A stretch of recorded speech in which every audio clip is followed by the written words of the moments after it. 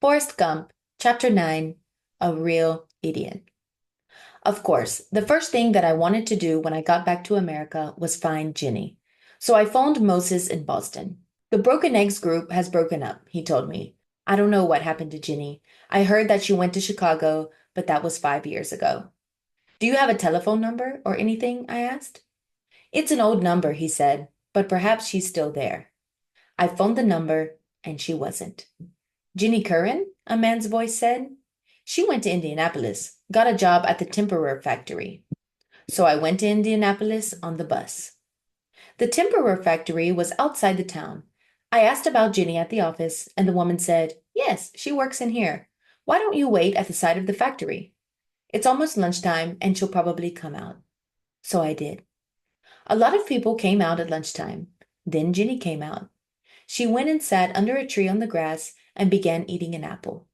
I went up behind her and said, That looks like a nice apple. She didn't look up. She just said, Forrest, it has to be you. A minute later, I had my arms around her and we were both crying. People were watching us with strange looks on their faces, but it didn't matter. Ginny and me were together again.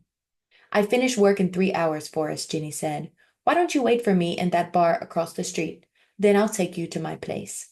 So I waited in the bar, and I got into the wrestling business. How? I'll tell you.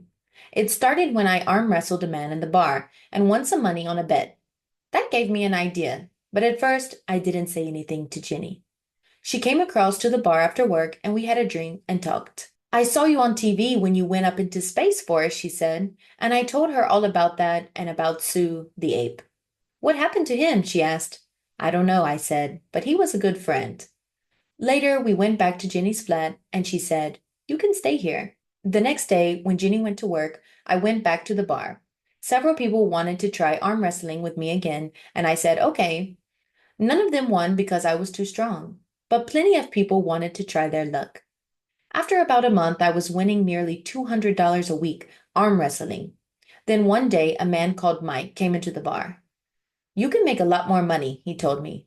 How? I asked. Wrestling. Real wrestling, he said. I can teach you. To make a long story short, he did. Ginny wasn't happy about the wrestling, but I won a lot of money. Sometimes by winning fights, sometimes by losing them because Mike told me to lose them. Yes, that happens too. But then I did something stupid again. I bet on myself winning a fight after Mike told me to lose it. Ginny got really angry. It isn't honest, she said. I didn't listen. I bet all my money on myself to win, and then I lost the fight. But there was worse to come. When I got back to the flat, Ginny was gone, and there was a letter waiting for me. It said, Dear Forrest, you're doing something bad tonight. It isn't honest, and I cannot go on with you like this. I think about having a house and a family and things like that now. I watched you grow up big and strong and good. And then in Boston, I realized that I loved you, and I was the happiest girl in the world. But then there was that girl outside the Hodaddy Club. Then you went up into space, and I lost you for 4 years.